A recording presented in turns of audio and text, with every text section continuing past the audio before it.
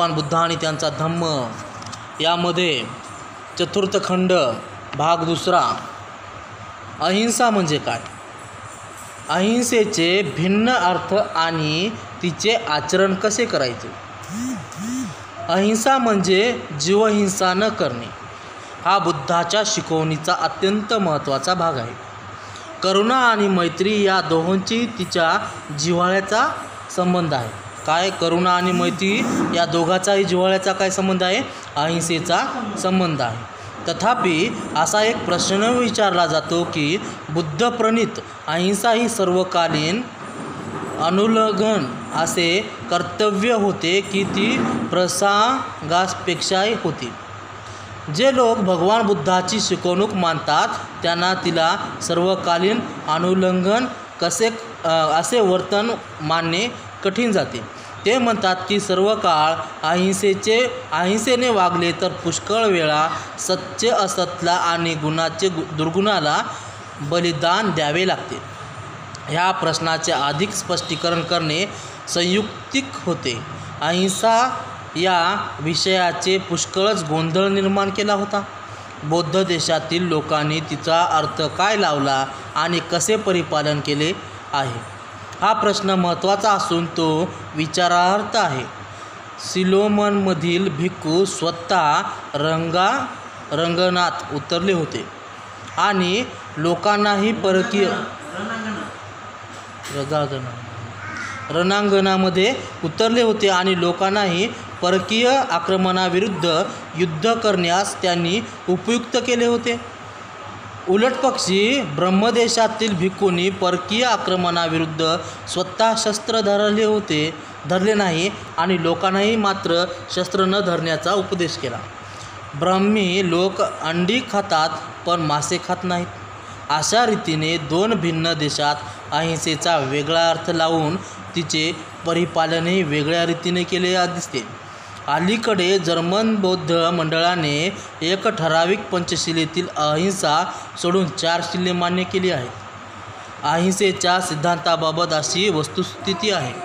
अहिंसेचा खरा अर्थ, अहिंसेचा अर्थ काय, भगवान बुद्धाने अहिंसेची व्याख्या कोठेच दिलेली नाही. वस्तुतः अहिंसेचा निश्चित शब्दात तो क्वचितच उल्लेख करतो. म्हणून प्रासंगिक पुराव्याच्या आधाराने अहिंसेचा उपदेश करण्यात त्यांचा काय उद्देश होता याचा शोध घेतला पाहिजे.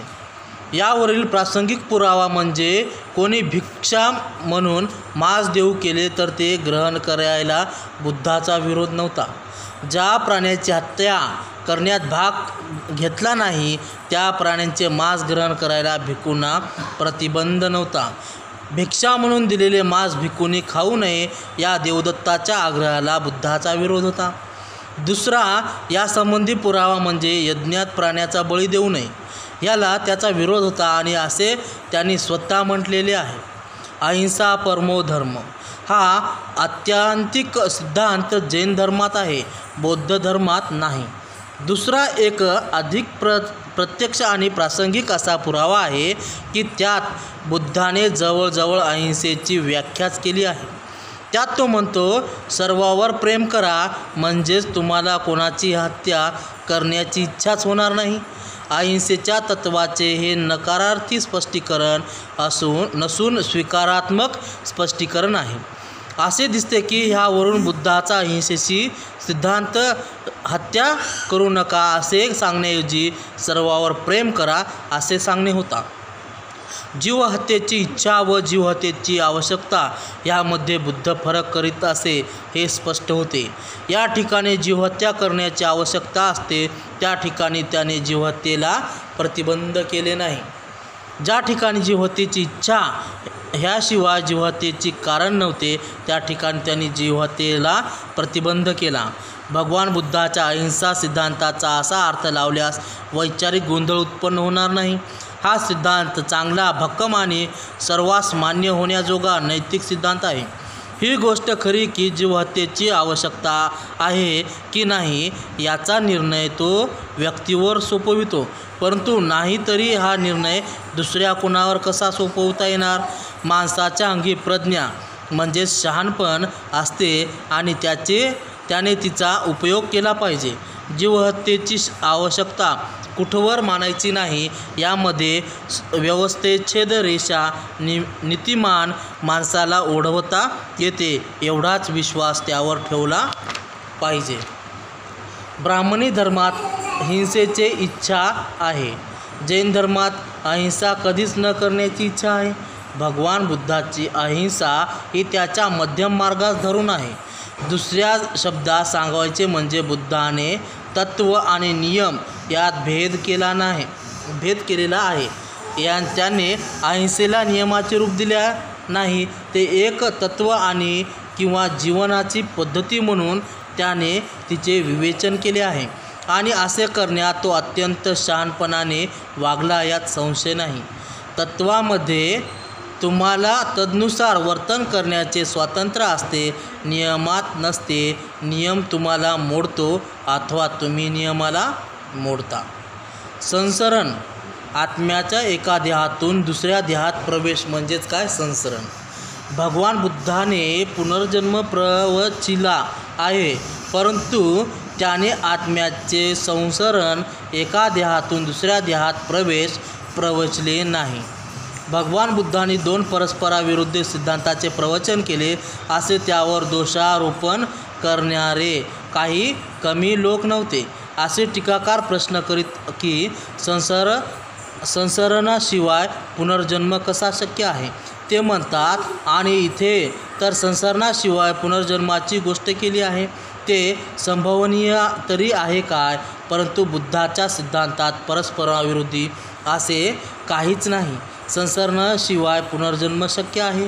हे सर्व नागसेनाने राजा मिलिंदाला दिलेल्या उत्तरामध्ये चांगल्या प्रकारे सिद्ध होते. बॅक्टेरियाचा राजा मिलिंद याने नागसेनाला विचारले, भगवान बुद्ध संसरण मानित होते काय. नागसेनाने उत्तर दिले, होय. यामध्ये परस्पराविरोध नाही काय. नागसेन म्हणाले, नाही. आत्म्याशिवाय पुनर्जन्म संभवनीय आहे काय. नागसेन म्हणाला, अर्थात निश्चित शक्य आहे. हे कसे शक्य आहे हे समजावून सांग बरे. नागसेन, जिथे संसरण नाही तिथे पुनर्जन्म कसा शक्य आहे. राजाने विचारले. होय, शक्य आहे. कसे शक्य आहे उदाहरणाने स्पष्ट कर. राजा, समज माणसाने एक दिवा दुसऱ्या दिव्याने पेटविला तर असे म्हणता येईल का की पहिल्या दिव्याने दुसऱ्या जागी संसरण केले. अर्थात नाही. राजा, त्याचप्रमाणे संसरणाविना पुनर्जन्म शक्य आहे. ह्याची अधिक उदाहरणे देऊन स्पष्ट कर बरे. बालपणी आपल्या गुरुपासून शिकलेली एखादी कविता हे राजा तुला आठवते काय. होय, आठवते. मग त्या कवितेचे गुरुमुखापासून संसरण होऊन ती तुमच्या मुखात आली काय. अर्थात नाही. याचप्रमाणे संसरणाविना पुनर्जन्म होतो. वा छान नागसेन. नागसेन, आत्मा अशी काही चीज आहे काय. यथार्थ दृष्टीने पाहिले असता राजा, आत्मा अशी काही चीज नाही. वा छान नागसेन. गैरसमजुतीचे कारण. भगवान बुद्ध जो उपदेश करीतो तो ऐकणारा श्रोतृवृंद भिक्खूंचा असे. कोणत्याही एका विषयावर भगवान बुद्धाचे म्हणणे काय आहे हे भिक्खूंनीच लोकांपर्यंत पोहोचविले. लेखनकला अद्यापि विकसित झाली नव्हती. त्यामुळे भिक्खूंनी जे ऐकले ते पाठ करून ठेवावे लागले. प्रत्येक भिक्खूने जे काही ऐकले ते जसेच्या तसे पाठ करून ठेवण्याची त्यांची काळजी घेतली नाही. परंतु असे काही भिक्खू होते की त्यांनी पाठ करून ठेवणे हा आपला व्यवसायच केला. त्यांना भणक म्हणत. बौद्ध त्रिपिटक आणि अठ्ठकथा हे साहित्य समुद्रासारखे विशाल आहे. ते सर्व पाठ करणे म्हणजे असाधारण काम आहे. पुष्कळ वेळा भगवान बुद्धाने जो उपदेश केला त्याचे वृत्तांत कथन यथायथ झाले नाही. भगवान बुद्धाच्या जीवनकाळी यांच्या उपदेशाचे गैरकथन झाल्याच्या गोष्टी त्यांच्या निदर्शनास आल्या होत्या. उदाहरण म्हणून अशा 5 स्थळांचा उल्लेख करता येईल. पहिला उल्लेख अलगदुमप सुत्तात आहे. दुसरा महाकमनी विभाग सुत्तात आहे आणि तिसरा कनकट्ठल सुत्तात आणि चौथा महात ह्या सख्यम सुत्तात आणि 5वा जीवन सुत्तामध्ये आहे. अशा प्रकारे तथागताच्या उपदेशाचे गैरविवेचन कदाचित अनेक स्थळी झालेले असावे, कारण भिक्खू भगवान बुद्धापाशी जाऊन अशा प्रसंगी आम्ही काय करावे असे विचारताना आढळतात. कर्म आणि पुनर्जन्म ह्या विषयासंबंधी विशेषतः बुद्धोपदेशाचे निवेदन अनेक वेळा वस्तुस्थितीशी जोडून झालेले आहे. कर्म आणि पुनर्जन्म ह्या विषयाच्या सिद्धांतांना ब्राह्मणी धर्मातही स्थान आहे. याच परिणाम असा झाला की ब्राह्मणी सिद्धांताच्या सहजगत्या बौद्ध धर्मात घुसळता आले. यासाठी त्रिपिटकात जे बुद्धवचन म्हणून मानले गेले आहे ते बुद्धवचन आहे असे मानतात फार सावधगिरी राखली पाहिजे. यासंबंधी एक कसोटी विद्यमान आहे. भगवान बुद्धाच्या बाबतीत एक विधान निश्चितपणे करता येते की बुद्धीला विसंगत आणि तर्काला सोडून आहे ते बुद्धाचे नव्हे, म्हणून इतर गोष्टी यथायोग्य असून ते जे बुद्धाला व तर्काला धरून असेल ते बुद्धवचन मानायला प्रत्यवाय नाही. दुसरी गोष्ट अशी की जी चर्चा मनुष्याच्या कल्याणाला पोषक नाही अशा चर्चेच्या फंद्यात भगवान बुद्ध कधीच पडत नाहीत. म्हणून जे जे माणसाच्या कल्याणाला पोषक नाही ते बुद्धाच्या नावावर खपविलेले जात असले तरी वस्तुतः ते बुद्धवचन म्हणून मानता येणार नाही.